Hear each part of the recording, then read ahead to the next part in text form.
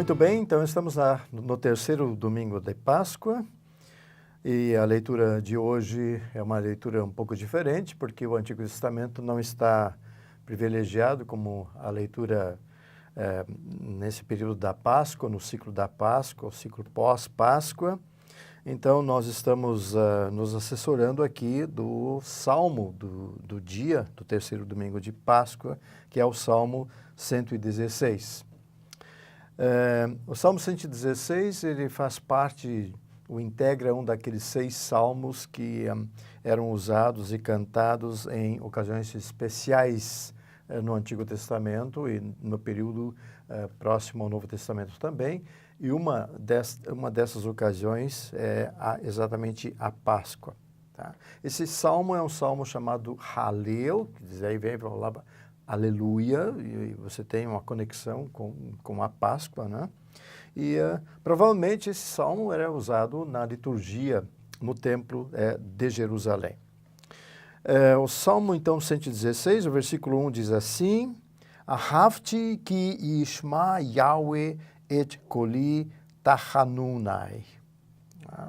Ahavti, o verbo é ahav, e aqui você tem o particípio, a primeira pessoa do singular, do perfeito, né, do kal, do verbo ahav, que quer dizer amar, quer dizer ter prazer.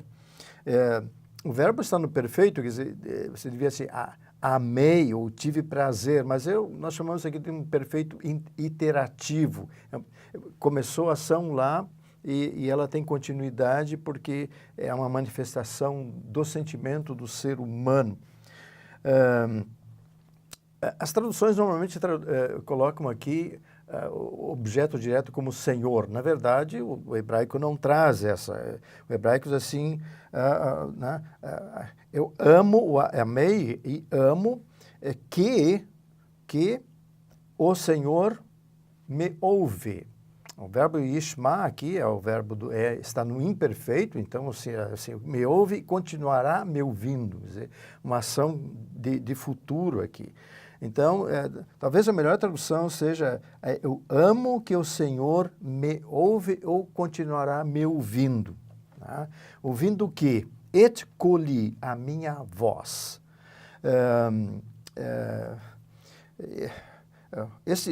A voz sempre é alguma coisa, a minha voz tem um aspecto de individualidade aqui. Embora o texto do Salmo 116 tenha um aspecto coletivo, mas a tratativa de Deus, a relação de Deus com o seu povo é uma relação individual. Tachanuni, súplicas, aqui é no plural, tachanunai, então, as minhas súplicas. Não é um termo comum nos Salmos e ele normalmente está em paralela com orações. Tá? Então, aqui nós temos a certeza do salmista de que ele será ouvido. Versículo 2, Ki hita osno li ubeyamai ekra. Porque, e aqui hita é a forma do rifle do verbo natá. O verbo natá significa estender. Tá? É um verbo que se usa, por exemplo, quando se estende a barraca, quer dizer, abre-se a lona. E aqui fala-se dos ouvidos do Senhor com relação ao aquele que suplica. Deus inclina os seus ouvidos e Deus inclina atentamente os seus ouvidos em direção àquele que suplica. Ele ouve atentamente. E nos meus dias, a palavra yom, yamai, os meus dias, né? Nos meus dias ekra, eu clamarei. O verbo ekará está no imperfeito do kal, e eu clamarei, e aí uma elipse, comum nos Salmos, muitas vezes eu clamarei a ele, subentende-se a ele. Versículo 3, Afafuni hechle mavet, u metzarei sheol metzauni, sará veiagon emtsa. texto, versículo um pouco mais longo também, mas aqui afá quer dizer cercar, enredar, amarrar. Tá? Esse verbo só aparece 5 vezes no texto bíblico, 4 vezes nos Salmos e 1 vez fora dele, e sempre no sentido de relacionado com morte. Né? Então, assim, os revelei, mavet, revel, cordas, né? Corda, as cordas da morte me enrolaram ou me envolveram. Né? Uma situação assim de muita premência, uma situação de desespero. Né? Qual é o contexto disso aqui? Quer dizer, provavelmente o contexto aqui tem a ver, pode ser com o Egito, historicamente, uma relação com o Egito, mas mais provável, como vamos ver mais adiante, é que isso tem a ver com o exílio babilônico, no sentido coletivo, e também o que o salmista sente pessoalmente, na sua vida, né? Uma questão existencial está implícita aqui. A palavra Messarei, Sheol, Messar, está aqui o construto plural do substantivo Messar, angústia, né? É uma angústia extrema, por isso fala num construto e o absoluto é Sheol. A palavra Sheol é uma palavra bastante ampla. Ela, no primeiro sentido, ela pode significar sepultura, pode ter um sentido também de uma profunda depressão que pode levar o imaginar a sepultura, e pode chegar, inclusive, a se pensar naquilo que se opõe aos céus, que é o próprio inferno. Tá? Metsauni, então, fala-se aqui então, das angústias, elas me encontraram. Tá? Sará ve yagon, sará é mais ou menos um substantivo que é sinônimo de messar, logo atrás, né? Então também tem esse aspecto de angústia. Agora a palavra yagon é uma palavra um pouco mais rara no texto bíblico e é uma palavra extremamente forte, né? É tormento, agonia de morte. Quer dizer, aqui nesse versículo se aparece toda uma descrição de algo extremamente grave, profundo, angustiante, não é? Emtsa, vem do verbo matzah, né? Encontrar, não é? Então, eu encontrei a angústia e a tormento.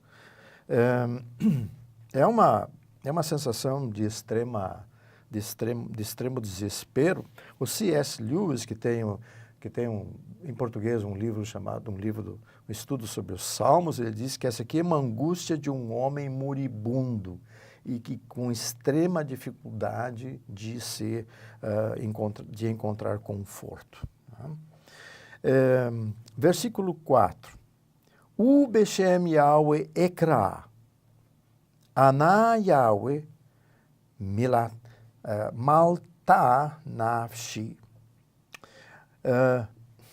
Esse Vaf no começo é um U por causa da preposição B, então o V se torna em um shurika, então, mas é adversativo aqui, mas pelo nome do Senhor eu clamo ou clamarei, né? O verbo cará está no imperfeito aqui, mas se pode traduzir um aspecto de início e continuidade. Ana é uma partícula que aqui está completa, mas normalmente aparece só como na e vai aparecer lá embaixo no final do último versículo do nosso texto. Tá? Versículo 14, e aqui Ana é por favor. Então, por favor, Senhor, maletá. Ou então, aqui é o imperativo do pio, do verbo malat, que significa livrar, significa libertar. Libertar das correias, libertar das cordas, etc. Né? Então, liberta a minha alma. Essa é uma breve, Senhor, liberta a minha alma. Uma das petições mais breves que você tem, mas é uma petição. Você não tem um histórico, né? Nós muitas vezes costumamos a fazer a nossa oração muito longa e descrever um histórico como se Deus não conhecesse o histórico, né? Mas Deus conhece a situação, Deus está atento, seus ouvidos estão ali presentes, não é? Então, bastam palavras breves, palavras curtas, não é? Porque o mais importante são a quem elas são dirigidas do que qual é o conteúdo delas numa petição. Versículo 5, Hanun Yahweh ve Sadik. Hanun vem do substantivo hen, aqui é um adjetivo, Hanun, gracioso. Gracioso é o Senhor, você tem aqui uma frase nominal, gracioso é o Senhor e justo. Velohenu merachem. E o nosso Deus merachem vem de rechem, é o substantivo. Rechem é o útero materno, é o lugar mais aconchegante que o ser humano possa ter no mundo, é o ventre materno, né? Quer dizer, acalentador. E talvez a palavra merachem, que normalmente é traduzida por misericordioso, ele tem um caráter assim mais de aconchego. Então, talvez seria assim, o nosso Deus é aconchegante, o nosso Deus é acalentador, em contraste com os terrores que são descritos no versículo 3. Versículo 6, Shomer Petaim. Shomer vem do verbo chamar, que é um particípio, né? Ele é guardador dos Petaim, Peti, ao singular, humilde, né? Dos fragilizados, né? Então, ele é o guardador dos humildes. Yahweh daloti veli Yehoshia. O Senhor, aí é o verbo dalal, que está aqui no perfeito do cal, cal aqui, Senhor, eu tornei-me desimportante, tornei-me menor, né? Eu tornei-me pequeno. Né? Esse é um verbo que aparece raras vezes, e uma das ocasiões que ocorre lá em Juízes 6, quando Israel está diante do enorme exército dos midianitas, que enchem todo o campo, todo o arraial, e Israel se sente pequeno, né, indefeso. Então, esse é o sentido que está aqui. Não é? Velo Yehoshia, né? Veli é para mim, e é para mim a salvação. Aqui tem o rifel, o verbo yachá, né? Salvar, não é? Então, eu tornei pequeno, mas para mim ele é salvação, ou ele causa salvação. Versículo 7, Shuvi nafshi limnu hayeki, Ki Yahweh Gamal Alayeki. Shuvi, que é um imperativo feminino singular, do verbo shuv, aqui, volta, ou retorna, não é? Volta a minha alma para os... agora, menuchá, menuchá vem do verbo nuach, que significa descansar, descanso, né? Agora tem um sufixo ki aqui, que é um sufixo que é aramaico, ele não é hebraico. E aí você vê que o texto tem uma influência do aramaico, portanto as conexões com o exílio, ou de alguma maneira o salmista tem vínculos não é, linguísticos com o aramaico, não é? Para os teus descansos, né? Porque o Senhor Gamal significa fazer o bem, porque o Senhor fez bem alayeki, de novo esse ki final é o sufixo igual ao anterior, sufixo feminino aramaico. O Senhor fez bem para ti. essa repetição do Hirek Yoda aqui, aparece várias vezes aqui nesse versículo, né? Essa é uma sonância, e essa sonância é para chamar a atenção, né, do versículo e a importância dele. Versículo 8, Ki hilasta nafshi mimavet, porque hilas, o verbo é halas, aqui está no bio, libertar, halas, é libertar. É outra palavra que também é aramaico, né? Aramaico, halas significa liberdade, né? Então, aqui o hebraico há uma correspondência com o aramaico, porque libertaste a minha alma da morte. Aqui você tem um aspecto de ressurreição. Páscoa está implícita aqui, né? Et eini, vejam, aqui está, normalmente é einai, plural, mas aqui você tem o meu olho, é como se eu tivesse um só. Dim-a, lágrima, min dim-a, os meus olhos da lágrima, singular, et ragli, o meu pé, também singular, não é plural, não é mi dehi, do tropeço. Então, porque me livraste a minha alma da morte e o meu olho da lágrima e o meu pé do tropeço. Quer dizer, a descrição é assim: você está tão fragilizado que só tem um olho, você está tão mal que só tem um pé, e se uma lágrima corre, você fica com o rosto embaçado, o olho embaçado, você não enxerga, e com um pé, se você tropeça, você cai, e assim por diante. Então, é uma descrição bastante real do que é isso.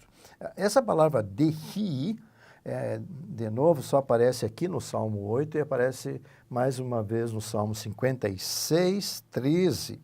E lá o versículo é bem parecido com este aqui, é um Salmo de Davi, quando é preso pelos filisteus e ele clama ao Senhor naquele Salmo. Versículo 9. Et halek lifnei Yahweh be'arzot achaim. Et halek é o hitpael, do verbo halak, né? É mover-se de um lado para outro, né? Esse é um verbo que aparece em Gênesis 13, quando Deus convida Abraão a conhecer a terra que os seus descendentes vão herdar. E Deus diz: caminha de um lado para o outro para você conhecer as bênçãos que eu vou dar para ti. E esse é o verbo aqui, não é? Então, eu andarei, eu me moverei de um lado para o outro, lifnei Yahweh, diante de Yahweh, be'arzot hachaim. Arzot, aqui está no plural, né? Nas terras dos vivos. Tá? Nas terras dos vivos. Por que terras? Porque o plural aqui, normalmente você tem o singular. O plural talvez implique não apenas um aspecto físico, mas também uma terra de caráter espiritual. Você tem as duas dimensões aqui envolvendo. E também a palavra Chaim, que está no plural aqui. Tá? Então, num contexto de medo, num contexto de morte, num contexto de incertezas, você tem aqui a certeza da vida, a certeza da ressurreição. Versículo 10. Reemante que há de haver. Reemante, o verbo é aman, e aqui está no hífil. Aman significa confiar, acreditar, ter fé. E aí vem a palavra crer. Tá? Na verdade, eu criei, eu confiei, e aí você, de novo, o perfeito iterativo, pode ser traduzido pelo presente, né? Eu criei quando há de haver, quando disse, ani aniti meod. Eu, aniti, o verbo aná significa estar aflito, né?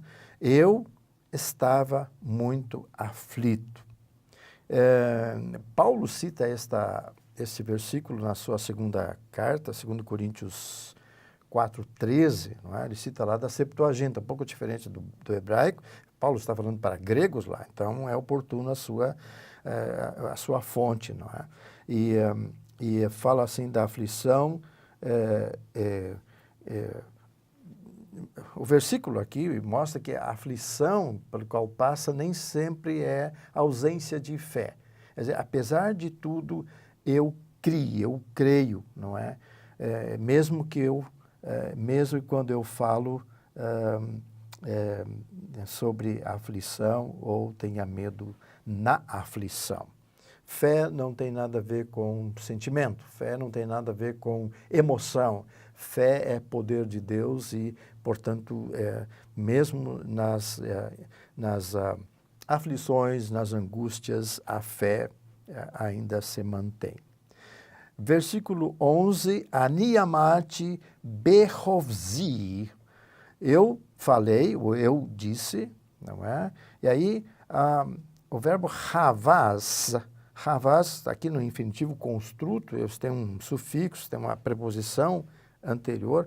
O verbo havaz significa fugir. Tá? Simplesmente fugir e fugir de forma apressada. Então, enquanto eu fugia dos meus problemas, dos meus terrores, não é? Então, de Kol ha'adam adamam kozev. Todo o homem o verbo kazav, significa mentir, aqui é um particípio do kal, todo o homem está mentindo. Quer dizer, talvez aqui não tanto assim no sentido de uma decepção com o ser humano, mas no fato de que o ser humano é impotente para ajudar o salmista nesse contexto. A ajuda só pode vir de fora, a ajuda única de Deus, que é a fonte de toda e qualquer ajuda nesse contexto. Versículo 12, Ma'ashiv la Yahweh kol takmuloti alai.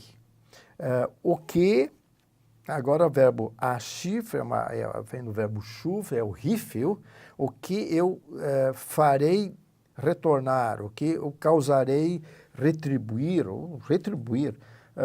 para o Senhor por toda agora vem tagmul, é uma palavra, é um rapax no hebraico, só ocorre aqui, e o ri é um sufixo agora da terceira masculina singular do aramaico. Então, mais uma vez, o aramaico está presente aqui, né? Gamal, como já apareceu lá atrás no versículo 7, então, tagmul é benefícios, né? Então, o que eu retornarei ao Senhor por todos os seus benefícios para mim, ou sobre mim, não é? Uma espécie de retorno. O que eu posso dar? E aí o versículo 13 diz, Kos Yeshuot Esa. Kos é uma palavra comum, que cálice é uma boa tradução, não é? É a mesma palavra que aparece no Salmo 23, o meu cálice transborda. Aqui é o cálice de Yeshuot, está no plural de novo, não é Yeshua, o cálice da salvação, como normalmente se traduz, mas o cálice das salvações. Aí você tem um aspecto físico, o aspecto experimental, o aspecto da experiência e o aspecto no nível espiritual, né? E é importante lembrar que o cálice da salvação ou das salvações não é algo que o ser humano pode dar. Salvação é só Deus pode dar. Então, aqui você tem, em vez de você retribuir para Deus algo que você não pode fazer, né, Deus, entre os versículos 12 e 13, Deus lhe dá o cálice da salvação. É isso que você precisa, é o que você levanta. Eu levantarei, verbo nassá. O que é levantar o cálice da salvação, das salvações? Quer dizer, tem algum aspecto meio celebrativo, né? É um momento de louvor, digamos assim. Talvez aqui, né, tenha a ver com louvor. O Beshem Yahweh Ekra. E Aí você tem o verbo kará-be. Tá? Então, kará-be é invocar. Kará significa clamar, chamar, mas quando é kará-be, beshem, então você tem, significa invocar. Tá? E o nome do Senhor eu invocarei. Tem um aspecto, então, bastante plástico, visível, né, do louvor. É a relação horizontal do louvor. E fechamos com o versículo 14. Nedarai la Yahweh, Ashalem, Negdana lekol amo. Os meus votos ao Senhor eu... Ashalem vem do verbo vem de shalom, de onde vem shalem, quer dizer ser perfeito, ser pleno, e de onde vem a palavra, inclusive, shalom, depois o substantivo, né, paz, etc. Né? Aqui é o pio desse verbo que significa cumprir. Né? Então, os meus votos ao Senhor eu cumprirei eu os cumprirei. Né? Aqui, né? Negdana. Normalmente é neget. Aqui você tem negdana. Algo enfático. Né? Neged é mais diante de. E aquele na é aquela partícula, né, que normalmente vem depois de um imperativo, depois de um jussivo, para dar uma ênfase, dar um aspecto digamos assim, de solicitação, de favor, mas não dá para traduzir de outra forma, a não ser. Então, diante de todo o povo dele, diante de todo o seu povo. Então, o que é esse neder? O que são esses votos, os meus votos?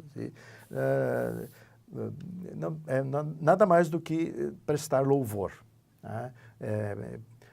Louvar ao Senhor.